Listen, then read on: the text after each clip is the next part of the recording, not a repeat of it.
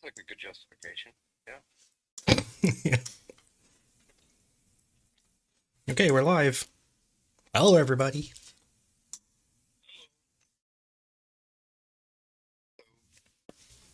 Okay, so I think I don't know.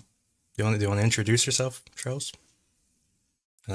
I should send out a tweet. I'm gonna send out a tweet.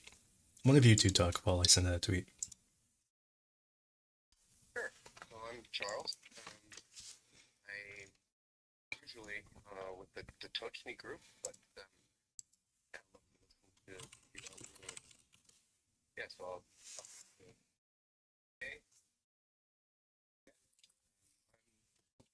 Former U.S. Army, 2002, 2004. Sorry, wait. Yeah, the plug-in broke again. The plug-in broke, and I forgot to fix it before you started talking. Okay, I fixed it. It's like our thing. It's like our thing. It's like the plug-in breaking is like a just part of the show. It just happens sometimes. And by sometimes I mean every time. Except last time when I fixed it before it broke. No worries. No, no worries. Hi. Yeah, so I'm Charles. I'm usually with the Tochny group. We do the weekly space and on Sundays. And but it's great to be here today. And I'm a former U.S. Army combat engineer, 2002, 2009. 3 tours in Iraq. Been following the war uh, very closely since the start of the invasion, and yeah, I'm really happy to be able to hang out with you two guys today and look at all the fascinating news that's happened over the last 48 hours or so. So thanks, Andrew. Thanks, Constantine. Yeah. Great having you here. Okay. So they say you sound like a little bit like a robot. I don't know if you can fix that, but whatever. We'll just deal with robot Charles. It's fine. Man, there was so much news today. It's like there's like and not just today, it's like this whole week, right? There's like it's crazy how many things have happened. Like for example, uh give me a second. Uh here we go. Boom. Like this. Uh Yeah, when I joined the stream, I'm like clicked on it on YouTube. This is your in your thumbnail of the video, and I was like, "Whoa, who's making videos like that?" And I'm like, "Oh, it's ours." Yeah. Actually, this is the thumbnail today. Here.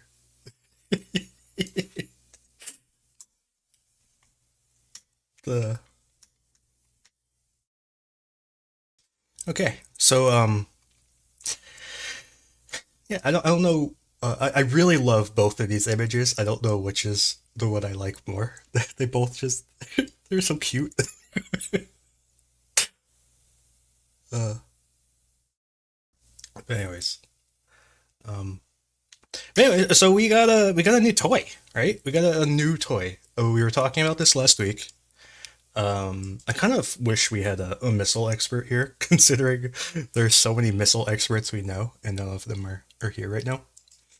Um, but we got a brand new toy. I don't know, Constantine. What do you think of the new toy? Oh, I think it's amazing. I think it's honestly amazing. One of the key things that it has is that the size of the warhead. The size of the weight of the warhead is 160 kilograms, which is a bit more than 1,000 pounds. It's an amazing payload. In addition to that, it's good at striking like fortified positions as targets, as I understand it. But the payload of the amount of explosive itself is just enormous. And this is the lacking thing that is a bit think more important than the maximum distance of this missile. While the distance is super important as well, for me it also adds the capability that Ukraine did not have before, even on the short ranges. Because, for example, if you know that you have a heavily fortified positions, Russian positions, for example, in the south, like there was recently, someone posted a map with Russian positions, and they had a couple of them really heavily fortified. Yeah, This can take care of that, and it's going to be on pretty close distance. It's not going to be too deep. It's going to be like 10 kilometers from the engagement line. So the bombs they're not precise, so they're gonna explode somewhere on the side. It's not going to be effective. If you can strike something effectively on the front line position, it is super important, and it can create a breakthrough point essentially. And also, what I wanted to say is that crap, I forgot what I wanted to say. In addition to that, it was so important to me, and I forgot. Yeah, so I think that's super news. I don't know the number of those that will be given to Ukraine, but it's gonna be, I think, it's gonna be super important. Even if Ukraine gets only like 20, imagine 20 of them is enough to create a breakthrough at any given point. And when you have a breakthrough somewhere, then you know that it's already great, even if it costs you 20 missiles, because before that Ukraine did not have that, right? So it's great. And what I remembered what I wanted to say is that when you strike the front positions, this is almost not interceptable. So if you go deeper, there are more chances, there are more radars on the way, there are more warning systems on the way that can detect and prepare the air defense for this and get people ready. But on the front line, you have only so little seconds to react, and you cannot pull something as close to the front line to be able, like S-300 and also S-300 problem, like you will have to have its radar sticking out really high to see it, and it's not feasible. So it's only probably something like Panzer that has to be in the front to try to intercept it. But like if you put it in the front, it's gonna be destroyed by our tube artillery. So this is basically not, you cannot counter it, as I understand. That's my point of view on it. And of course, it opens up the deep strike possibilities everywhere in Ukraine up to Crimea. I think what I wanted to also to ask you is to check the distance from Zaporizhzhia, where Ukrainian controls Zaporizhzhia, to Crimean Bridge. That is interesting information. I'm not sure that Ukraine is going to do something like that, but it would be pretty interesting if the capability is there. So it's precisely, is it 180 miles? 170. No. I mean the missile range. I don't know. I don't know. No, let's look it up. Let's see what it's What Google has to say. Google says this is what Google says. I don't actually know the range, but this is what Google says. 300 nautical miles, 350 miles. Is that right? That's what I remembered. That's not right. That's what I remember. I thought it was 300 miles. But, I thought it was 180 or something. Well, it's so even if it's 180, it's still can reach the bridge, which is pretty amazing. I'm not sure that Ukraine will do it because it's much easier, I think, to intercept it over the sea deep inside. Like it will have to go through a lot to get there. So I have my doubts, but the capability is there. If Ukraine gets to the closer to the coast of the Azov Sea, then I believe this can happen. Yeah, and I mean, I'm not a missile expert. I don't really have that much to say about missiles, to be honest.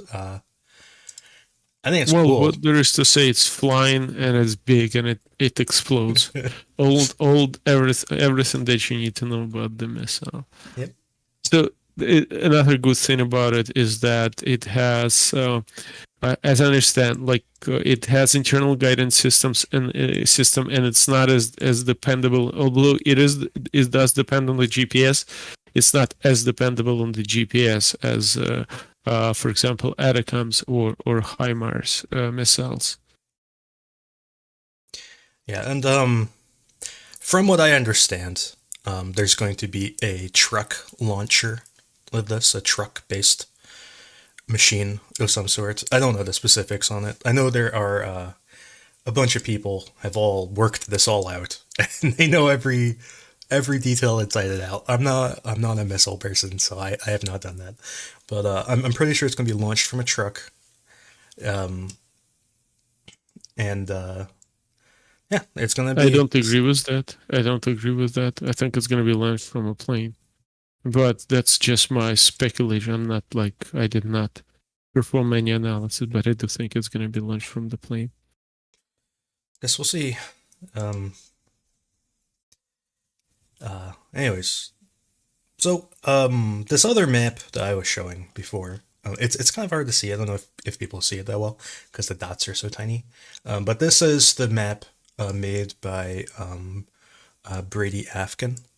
It's all the Russian defensive positions, so you can see them in depth, and in some cases you can actually see. He posts images. Oh, that one. Oh, what's going on? Anyways, he posts images of all of these positions. You can see what the trenches look like and whatnot. It's a very useful map. So anyway, this is all of the Russian positions in the south, and you can see that this triangle is the densest of pretty much everywhere. This whole Svatove line is there's kind of the front line, and then there's this defensive line behind it, and really not too many defensive positions behind that. And then that's kind of true for pretty much everywhere else. This triangle is really the densest, and also Russia has been building up on Crimea, and they've also over the past few weeks Russia's been going through and filling in all of the kind of the weak points in their defensive line, kind of just preparing for an offensive. So anyway, this is what the map looks like. If you zoom out, it makes it a little bit easier to see the density. And if you zoom in, anyway, so there's that. So we can, what do you want to talk about next? There are a lot of things to talk about. What's the next topic? I would say I would ask you to actually come back to it and zoom in and in around Svatova. You're gonna give me a second because I closed it. Okay. You broke everything? No, okay. It's loading. Yeah, it does not include the pre-2022 defenses, but I mean we know where they are really. They're okay. So here we go. Where do you want to look at? Near Svatova. Yeah. Here you go. So could you zoom in into before? Well, yeah, I see it because it's live. The picture is loading quite badly. So those dots, what are those? Are those cope teeth or what is it? These dots are all defensive positions. I think it's mostly trench lines. I think. Okay. Gotcha. I was wondering. So this is pretty not much guarded, I would say, and it feels like Svatova is not there in their plans to be defended too much. Yeah. So this is what it looks like on the satellite. Yeah, and this particular area is difficult to see. other areas are a little bit easier to see. But yeah, these are all like trench lines and stuff. That's pretty much what he's marking. I'm just showing that this appeared to be quite thin. Just one. Not as heavily fortified as anywhere else, and behind Svatova, both on this side and other side of the Svatova, and the part that the second line of defense is behind the Svatova itself. It's because the Svatova lays on the really low ground, and everything next to the Svatova is like 250 meters higher than the Svatova itself. So it's like right on the, you see this ridge line. It's 120 meters or 250 feet, around 300 feet difference. So it's pretty interesting to know. So basically, if the first line is broken, the Svatova is not defendable. Yeah, the main thing in Svatova, though, and I can show it in 3D, the main thing is that it has a lot of natural defenses that you don't need to build defenses to defend this area, because it has a lot of these natural choke points, and it has a lot of what's it called? Charles, are you there? Can you describe this? You know more about infantry than I do. This is exactly what we need. Reverse slope defenses. That's kind of what this is all about. This whole area is these reverse slope defenses. Charles, are you there? Yeah. So the ridge lines in this area on the east side of the rivers are generally more sloping, or more gradual. So interesting, like on the west side, they're more sharp, but or steeper, and then on the east side, so the east side of Svatove, where they've built this second line of defense, it's really gradual. It's high, but it's more gradual. But you're right, there are all these draws and spurs that have that are typically forested. It's also where a lot of the roads up to the farm fields run, so they do serve as these natural choke points. There really isn't on this ridge like a defined crest, as far as I can tell. So they have built it on what we'd call the military slope, which is not on the crest, but either a little bit down the hill towards the enemy. And I don't think they built it on the reverse side. So the reverse slope would be if they put it beyond the crest. And this just limits when you can actually see the defense. So if you're approaching the crest of the hill, you can't see the defenses, and then you can only see the defenses once you actually reach the crest. I didn't see that when I looked at them in this area, that they built them that way, but they had built them on the enemy facing slope. So, but it'll still, the terrain is not the easiest for mechanized maneuver to get up into the farmlands, because there are a lot of these draws, and they're forested, and there are these choke points where that's where the roads get up to the ridge. But having only the single line is still not ideal. There are a couple places where there's like a secondary position, but you can't have these positions have interlocking fire zones. You can't have engagement zones if you've just got a single line of fortifications. But that's how they're built, as far as I can tell. There's as you get closer to the Svatova itself, you get even more of these kind of like it like channels you into like a smaller and smaller number of like avenues into the city. So it kind of gets more dangerous as you get closer to the city. Once you're in the city, it's a kind of bad news bears for the Russians. But could you zoom in once again and don't move the map so fast. So what I want to say, like this, you see this plateau, like I don't know how to call it. It's a plateau or right above the Svatova, right? We're looking at it's right in the middle. Yeah. There is same one on a bit to the left of it, where it says Sosnovy, and it's like surrounded basically, but there is no. I don't think there is a good road to go in. But basically, this position is like having a drone constantly on top of this town. So what I'm saying is that I don't think it's feasible to keep much forces inside the town if you have such an observatory basically on top of it.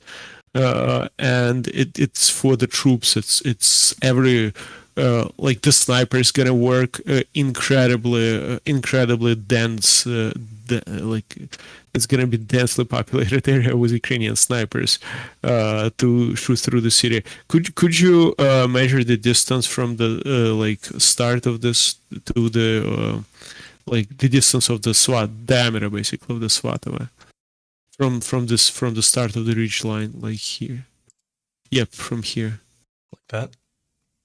Yeah, so it's up to 4 kilometers. So from this here, you can half of it is in a sniper range. So if you have someone operating inside the SWAT, you have absolutely great fire support from this hill. As I understand it, I would want a professional say something about it. Charles, are you here? Yeah. So I think where the line of sight comes into play here, like if you get to that hill, and you're right, that's a pretty steep hill to the west side of the city, looking down onto it, is with your mortars. That's where a lot of the line of sight stuff comes in. Snipers, yes, but and you could even use tanks for direct fire support at that if you have that line of sight. But I think it often comes down to mortars. This is why you often build things on the reverse slope. So it's just you can't use tank direct fire, and you can't use mortar direct fire to support your infantry to take the positions. I don't know if it'd be wise for the Ukrainians to try to go into the city at the beginning anyway. But certainly, if they do want to go into those cities, they'll want to control that hill. And to be able to overlook it for their mortar and potentially even tank, if they can get the tanks through that forest. Yeah, the forest is there are roads that can get through the forest, definitely, I think. And there is the same if you go to the left a bit. Yeah, here. Oh, just wait for. So there is another one. This is a bit further. Oh no, that's this is a position where you can also position your mortars. Is going to be higher ground. It does not have direct view, and it's like it's basically surrounded. It's and this position as well. I don't know if it's possible to get there. So it's on top of Svatova as well, and it gives you another opportunity to do like this. And there are no heavily fortified position according to that map in front of the Svatova. Yeah. They're all behind the Svatova. So Yeah, it feels like if it's going to happen, Russian don't feel like defending the town itself. I don't think they're going to defend the city. I don't think they're going to. I think they're going to defend all of the hills in between, but I don't think they're going to defend the city itself. I think if Ukraine breaks through these hills, Russia will fall back to this defensive line, which is roughly right here. I have it marked on my map. I went through and marked it at one point. So this is the defensive line. It's right behind the city.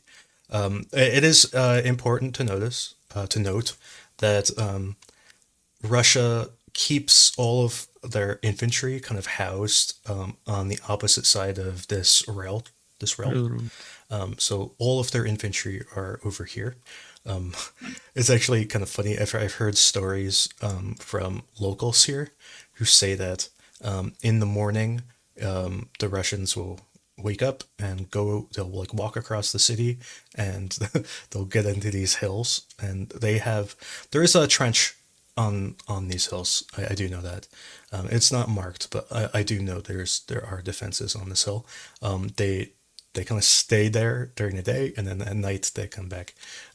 So that's kind of like the for the forces in the city, that's kind of their daily routine apparently.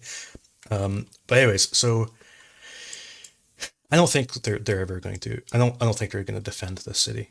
I think they'll defend these hills and then fall back. And it's going to be really bad for them if Ukraine breaks this line. It's like, what are they going to do? Anyway, that's I don't know. I guess there was news today of the Russians kind of being rather upset because Ukraine is apparently moving forces into this kind of area. Here I'll draw a picture. They're kind of moving into like this sort of area, and the Russians are upset. So who knows what this means? It could mean nothing. Honestly, they could just be putting it there just as a just to mess with them. It's something Ukraine does. They've done it before. They mess with Russians all the time. They do it. That's how they got Russia to build up this triangle so much. They kept every once in a while to put a bunch of people in Pokrovska and whatever, and Russians would freak out and build defenses. So just because Ukraine is moving guys here doesn't mean something's going to happen. Although obviously moving guys there would be a precursor to something happening. So it could go either way, and I guess we'll find out soon.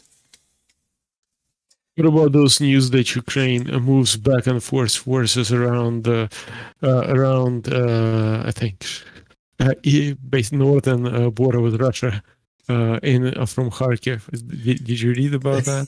Yeah, I mean, I think part of that, part of the news today that the Russians are freaking out because Ukraine was moving forces north towards the border, but they weren't actually going to the border. They were going like to here. It was like west of Kupiansk. They're like moving like here, and the Russians were like, "Oh my God, they're coming to Belgrade." Oh man, they're just freaking out. I don't think they were actually going to the border though. I think they're just coming to like Kupiansk. It could be a rotation for all I know. I don't know. But anyways, so I guess moving on to more of today's news. I guess I guess I'll just go north to south. I guess. Okay, so first, Ukraine has they attacked south from Sperna and Avdiivka. They moved south. They captured some positions. I'll turn on the other map layer.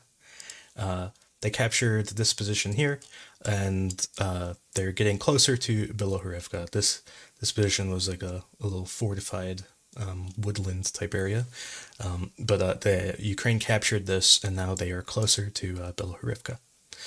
So that is one move that happened today. Another move. This is more controversial, and I've updated my map in a very weird way. I don't usually do this, but this time okay. So the Russians say, and this map, this is kind of what the Russians are claiming, that Ukraine moved up, that Ukraine captured this position here. They captured this position here. They captured this position here, and this position here. So these are the positions that Russia is claiming Ukraine captured. They also claim that Ukraine captured this position, and this position, and a position here. So that's what the Russians are claiming. Ukraine, some Ukrainians are saying that this is accurate, and others are saying that this did not happen. so I am confused. I've marked my map as if this happened, without changing the map before. So it's two maps on top of each other at this point. I don't know what to do. I don't know. What do you think of this one, Constantine? Charles, let's ask Charles. Charles, what do you think? Yeah, I'm gonna fix my audio here in a second, but yeah, no, I read all those messages, and this is just north of Bakhmut, right? Yes, this is the attack that we're talking about. Yeah, yeah, it makes a lot of sense to take this. I mean, it looks like I think a lot of the things that I read were like huge breakthrough, and kind of like, all right, well, let's keep things in check here. But this definitely needs to relieve the situation in Bakhmut, and certainly puts the Russians in a difficult position. yeah, it makes sense. It's easy terrain to get. I think if we've been paying attention here, they've been weaker on the flanks. Yeah, not too much to say because I don't know exactly all the facts of it, but yeah, it makes sense. Yeah, so these are the positions that Russia claims that Ukraine captured. There's obviously, well, maybe not obviously, but I have seen no actual proof of these captures.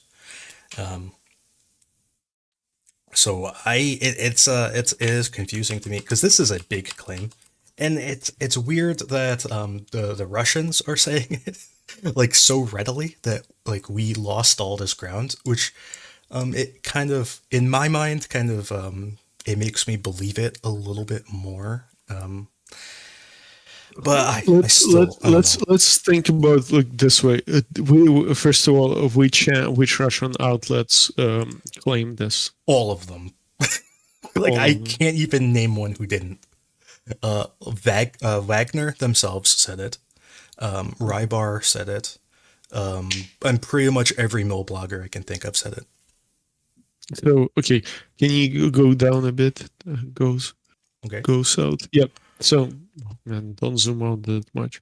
Zoom in back, zoom in to the turn of the M0506. Yeah, zoom. So this position, I know that Russians at some point actually crossed that road. It was once a week ago, but it was not like they took positions there. One of their groups crossed that road. Then we had a swarm of drones that destroyed like I know that 60 people were destroyed on these two Russians were destroyed on these two fields over a period like of 3 or 4 days just by dropping grenades because their EW was not working properly. Since then, there was an operational counterattack and like not pushback. It was pushback because this road is strategically important. But it was not super successful. One of the biggest problems is actually that what we have there is we have there operating UPRs, the YPRs, that is, you know, how you say those? M1013s. Yep. And they are pretty well, but APCs that we have, the wheeled ones, they could not traverse the fields because they were still wet, and there was a huge risk of that equipment getting stuck, and it was getting stuck actually. So I actually wrote 2 weeks ago. I wrote about it entire my friend's his story. Yeah, we read it here. Yeah. So, but back then, a bit later, the ground became right now the ground is more stable. It's not wet anymore.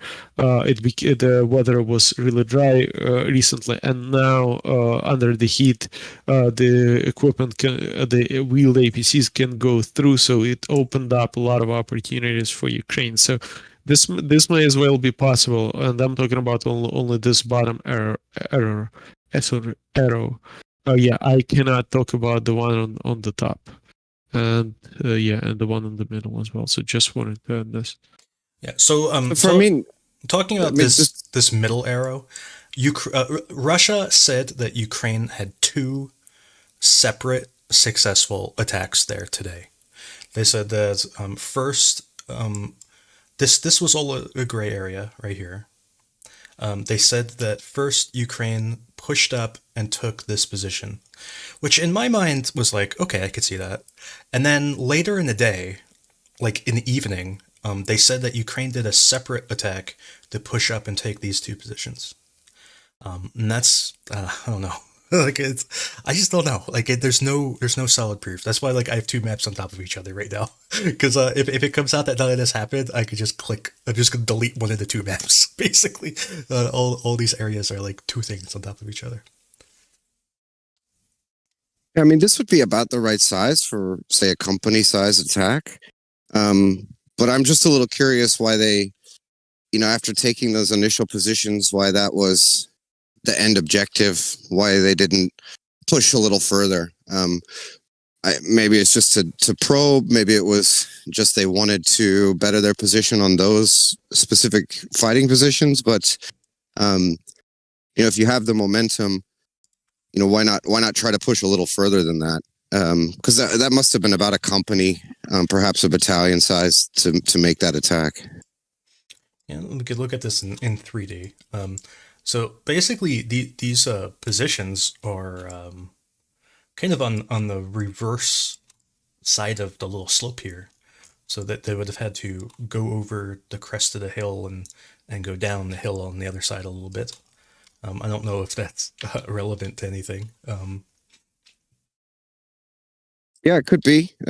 Could be. I'm sure they know what's there on the reverse slope using drones and whatnot. But yeah, we'll see. Maybe they went a little further. Maybe they stopped.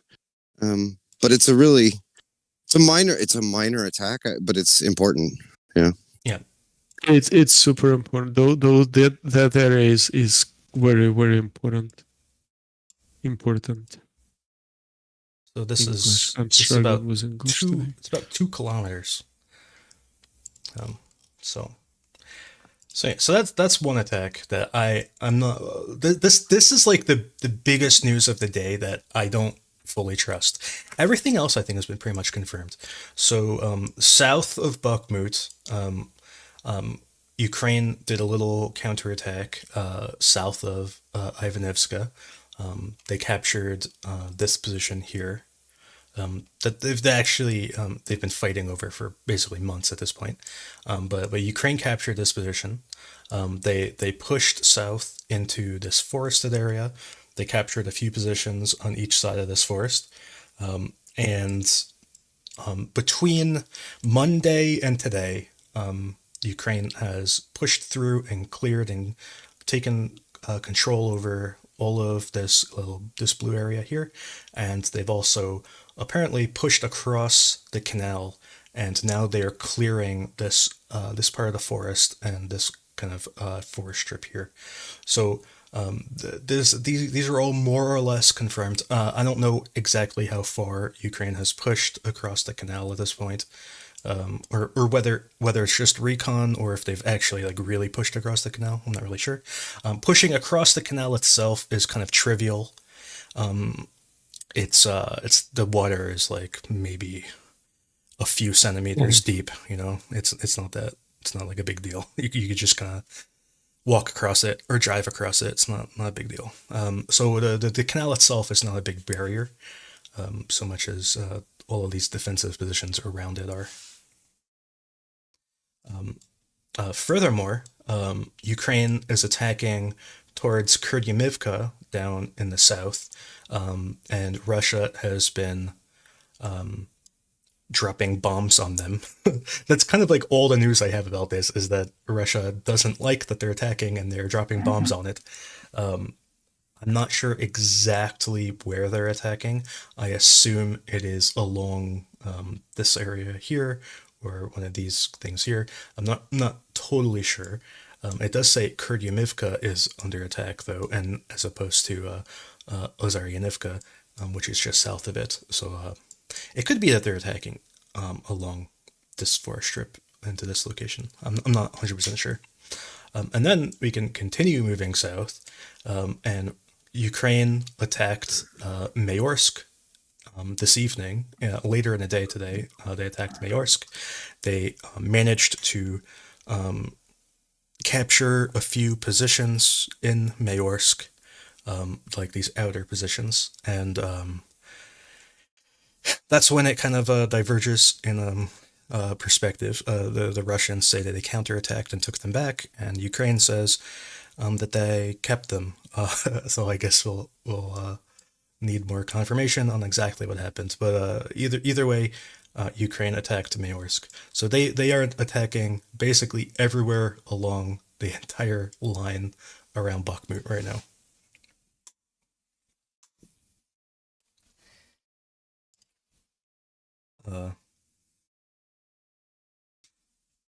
Yeah. So it looks like they're trying to get the Russians off balance with all of these different attacks, and I don't know whether any of them is really huge. They're not huge in scale, but this is typical of what we'd see trying to get your enemy off balance. Also, the reports of that the Ukrainians are going to Belgorod and that they have all these units in the north, and Zelensky's announcement that no, we were not going to assault, and it's just all confusion and deception.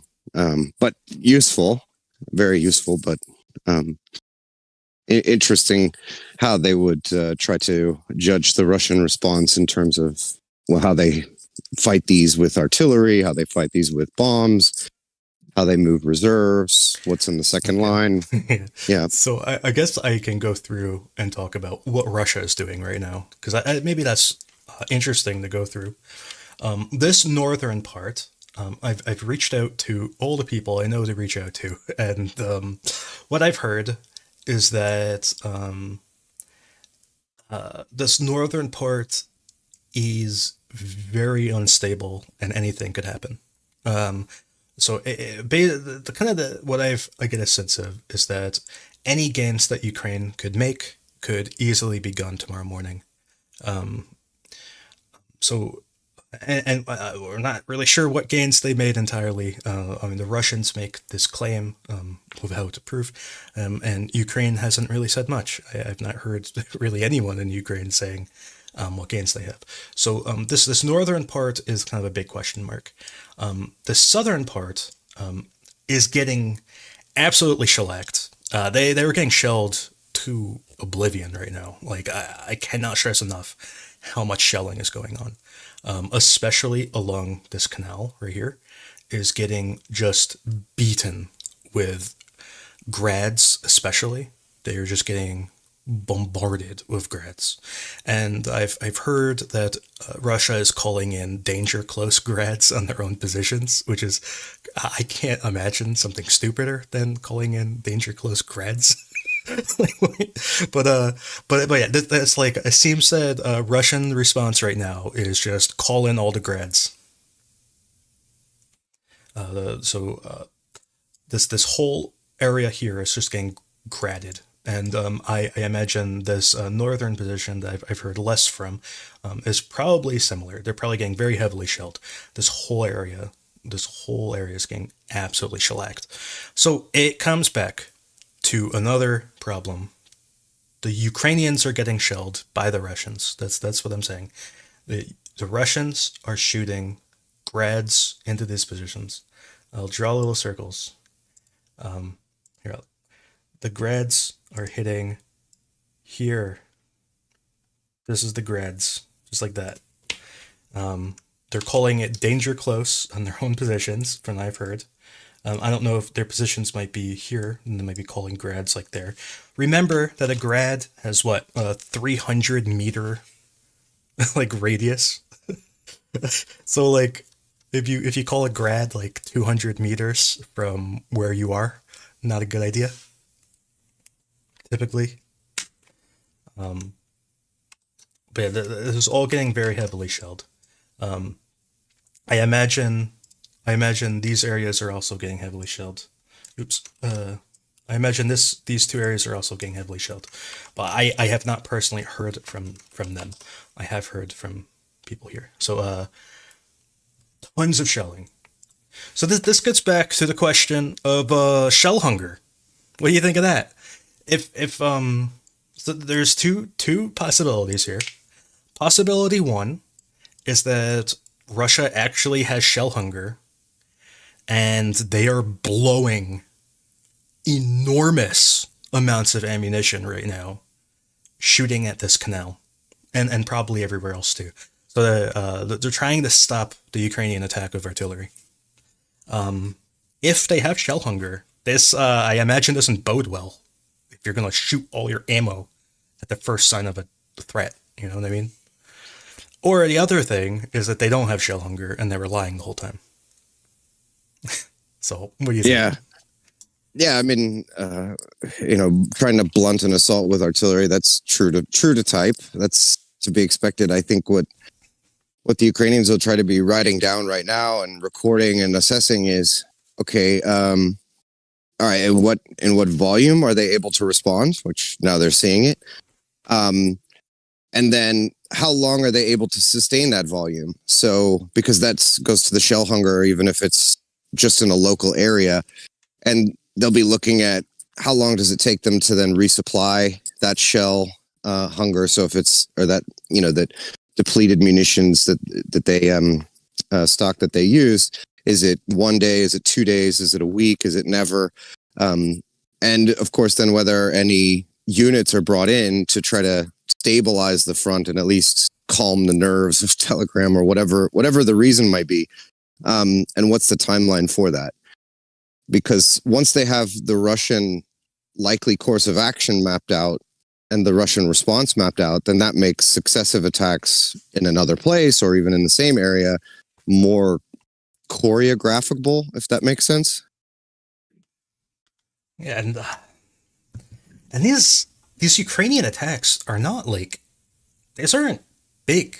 Like, these are like relatively small attacks, right? And we're seeing the northern part is a question mark. I don't fully trust this news, but the southern part is absolutely confirmed. So we have small Ukrainian attacks breaking through Russian lines, causing pretty significant casualties. I mean, given the size of the forces on each side, we were seeing a lot of casualties from the Russians. At least a few dozen are dead.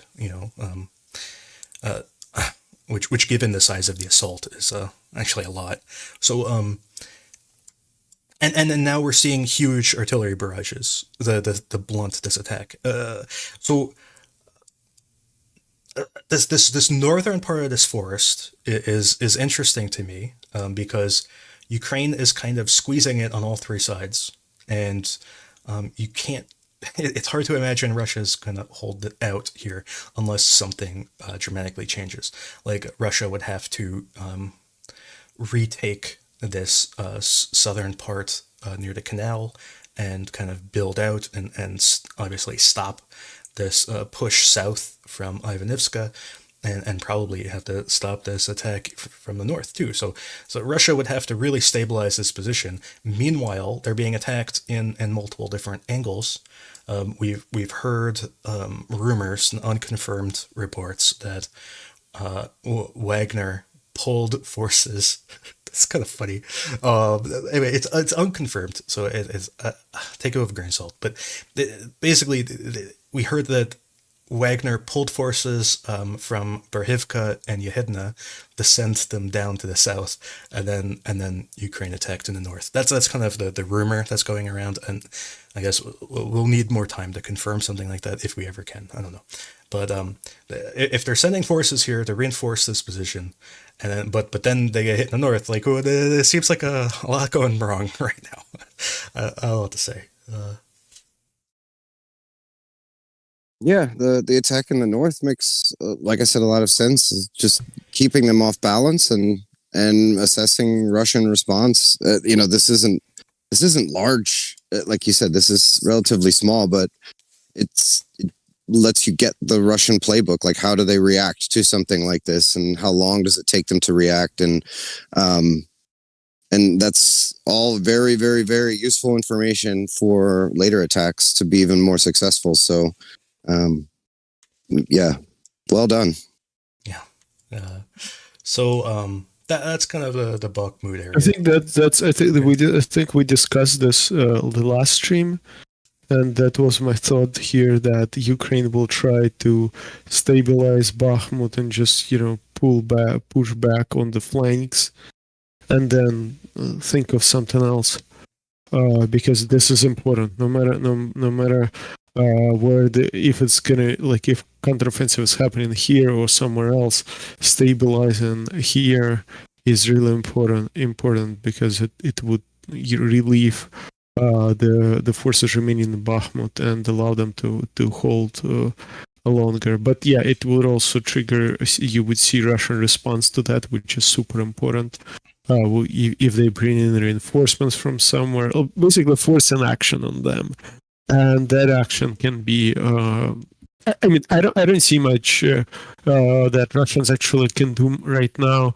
I don't think they have enough maneuver forces that are able to maneuver fast enough to react here. So I think that's this is gonna stay pretty much here like this. So there's a question. there were reports today that Ukraine attacked Soledar, and yes, that when the Russian people, when all those propagandists were saying they were attacking Soledar, they were talking about Berhivka and Yehidna. This is apparently this is Soledar. So this is what they're talking about. This northern attack. I guess it's in the direction of Soledar. If you drew a straight line, it would go towards Soledar. But this is what they're talking about. And also, not many people talked about this one, but there was also this attack north of Bilohorivka. Okay, so moving on towards Avdiivka. Because I both have no news and a little bit of news from Avdiivka. So recently, there was talk from some prominent journalists that Ukraine attacked Vodiana from the north, and these prominent journalists said that Ukraine had taken a lot of ground and it was a successful attack. There was other prominent journalists. There were actually a different group of prominent journalists. They said that Ukraine attacked Vodiana from the west and they took a lot of ground. And I just want to say that neither of these stories are true. That Ukraine did attack from the north and they did attack from the west, and both attacks failed, and they did not take any ground. In Vodiana, in the western attack, they attacked along this street here. They lost all of their armored vehicles and ran away. In this northern attack, I don't really have details of exactly what happened, but they were forced to withdraw due to casualties.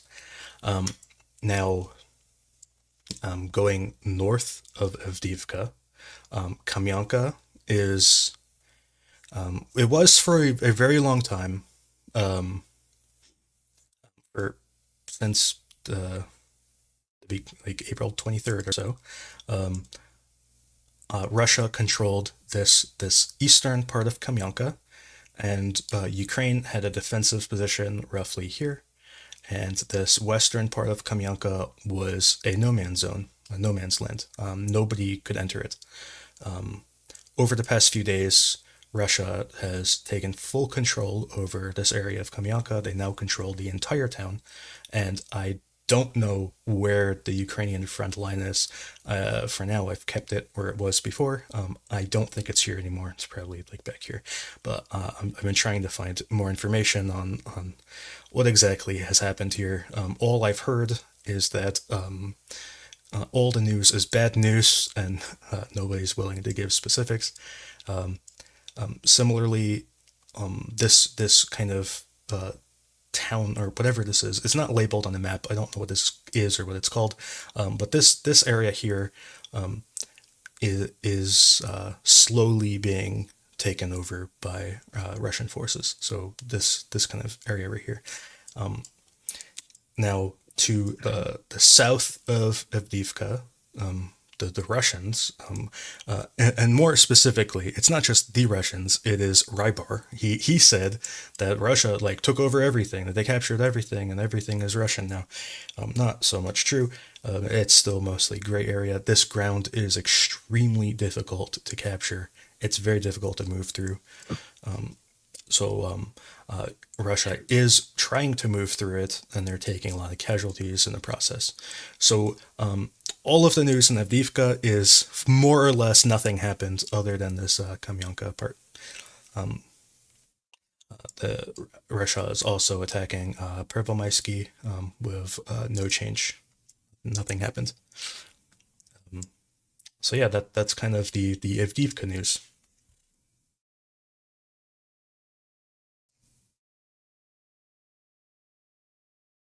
Okay, so now moving further south, there's ongoing fighting in Marinka. I have absolutely no actual news about this. The the most interesting most interesting thing going on here is that this highway that connects these two kind of north and south highways, this east and west highway, is being heavily shelled by Russia, which is it's logical. It's kind of the feeding mechanism for Novomykolaiivka, and Konstantinivka is a major town. Vodiana is getting heavily shelled again, which didn't happen for a long time. Vodiana, I don't know if it still does, but at one point it had a lot of very expensive Ukrainian technology in it, and Russia posted a lot of Orlan drone footage of this very expensive equipment getting hit by guided shells of various kinds. That was a while ago, like last summer or so. And then there was no news from Vodiana since then, and now it's getting heavily shelled again. So that's kind of the news from this area, which is again not very much. And the news from this whole Zaporizhzhia front is I have no news from this front. At least no military news. This town of Malo-Kadrinivka, it got shelled last night by cluster rounds, cluster bombs, and incendiaries. 100 houses were destroyed. Several people were wounded. I think I don't know how many who died, but this town just got absolutely shellacked. For I don't see any actual military purpose. They don't seem to have military people there. They just kind of felt like picking on some civilians, apparently. This kind of Dnipro area of Zaporizhzhia is getting heavily shelled by Ukraine, particularly Ivanivka, Novodniprovka, Vodiana, Kamyanka-Dniprovska. All these towns are getting pretty heavily shelled. And also Vlika Bilozerka. All these are getting heavily shelled by Ukrainian artillery. And then moving down the Kherson side of Dnipro, I see news today that Hola Pristan, and actually, is that how you say it? I feel like I put it. Gola Pristan. Pristan? Okay. So this town, I have heard, Russian forces have more or less abandoned the town, from what I understand. That there are really very, very few Russian forces here. That they have gone elsewhere. I'm not sure what elsewhere means. It could mean that they have gone into like the woods. I don't know what elsewhere means, but I've heard that this town is more or less abandoned. I've also heard that a few of these other towns down here are also abandoned by Russian soldiers. And I've heard that Oleshki has fewer people than it did at another point in time. I don't know. It's difficult to there's no like endpoint, so I don't know how to describe it. But they say that there are fewer people in Oleshki now, and so that was kind of the news from here is that Russia seems to be moving their forces out of these large towns / cities and moving them elsewhere. They're not like leaving. They're not like going away. They're just not in the city itself. And then do you think they will use them to reinforce somewhere not across the Dnieper, like in Zaporizhzhia and Donbass? Or it's possible. I have also heard that Tokmak has gotten more people. That Russia has withdrawn people from Dnipro and sent them to Tokmak, but that was a different report than the one I'm talking about. So I think it's actually two things going on. I think they are sending people east, but they're also getting people out of the city. I think they're doing both. They're also going through and they're like removing people from like along the coast, like they're like evicting all these people, and they're turning a lot of these houses into potentially like firing positions. So that they have a goal of getting people off the coast, at least, if not out entirely, of some of these settlements along the river.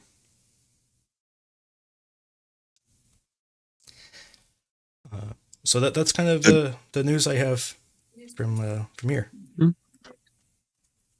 Is that change on the, or is that evicting people from buildings along the river? Is that new, or has that been going on a long time? I think it's been going on for at least a few weeks.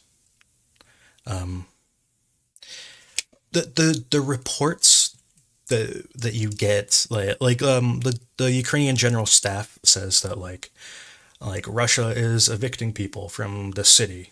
Like they say things like that, but more specifically, they're evicting people from potential firing positions, because they Russia wants to be able to defend the river. Basically, they don't want civilians getting in the way, like of defending the river. Yeah, it's just interesting for me because they should have done that months ago. But okay. Yeah.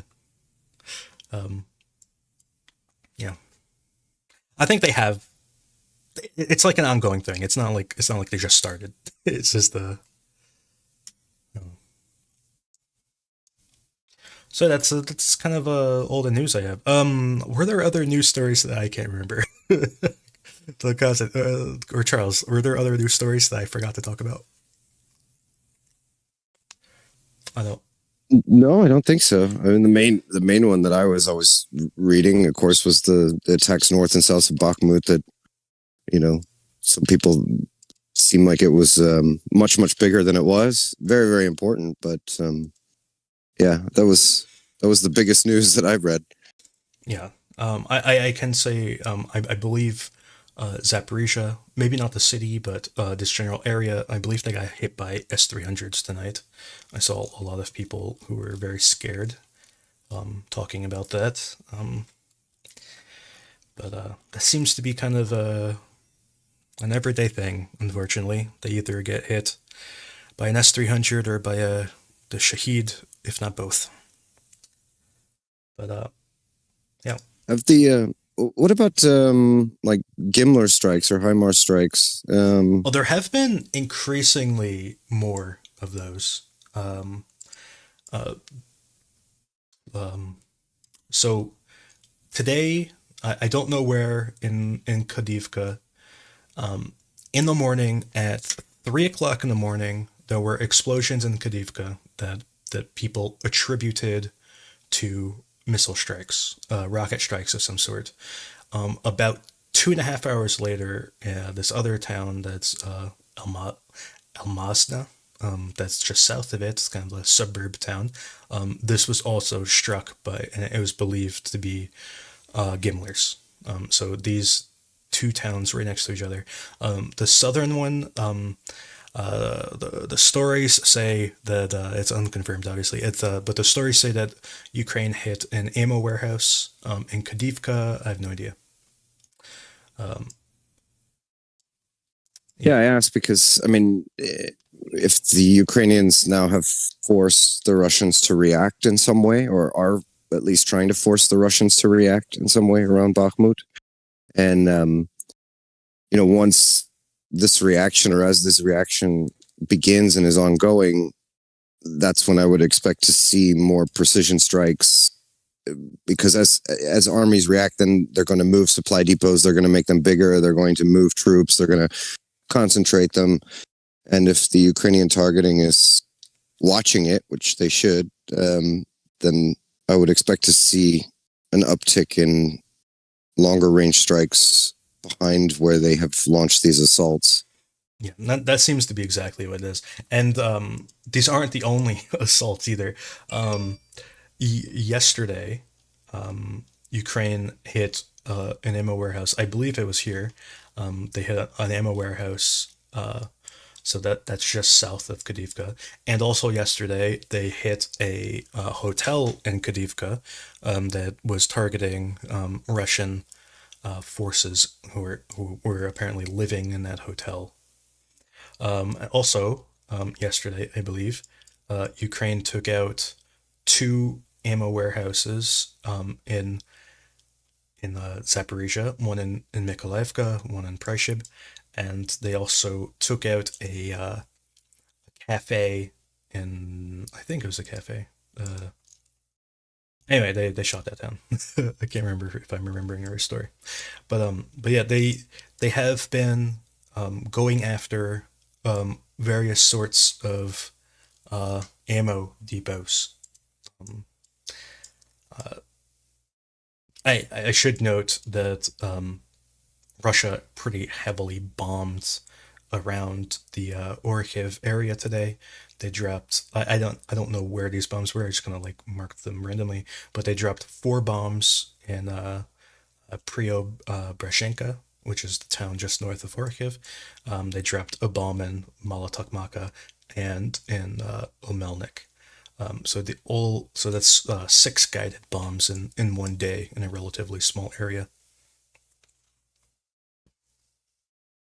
And keeping in mind, they drop around 20 to 30 bombs a day. So that's like between 25, it's like 25%, like, I don't know, 18%, 20%, something like that of their daily bombing allowance just on one little area. So a lot of bombs.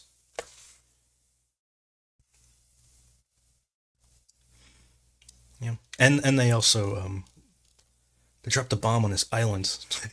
It's like an uninhabited island, but they dropped a bomb on it.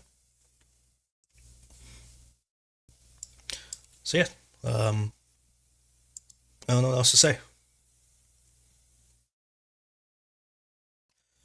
Ukraine did shoot down a Kinzel. They did. People can hate on it if they want. They can deny it if it makes them feel better about themselves, but they did shoot down a Kinzel.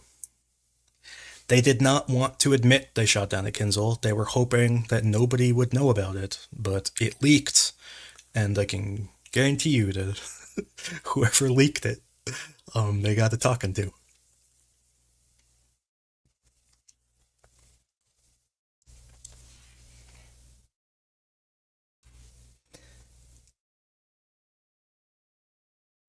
Oh, that I didn't see any movement today south of Velika Novoselka, but I talked about this on Tuesday that Ukraine was getting shelled in this position here. It seems that Ukraine might control this river, this like bank of the river right here. But Ukraine got shelled right here, and I believe they fell back. Yeah, that did not happen today. I did not see any news today of anything happening here, but this happened like 3 or 4 days ago.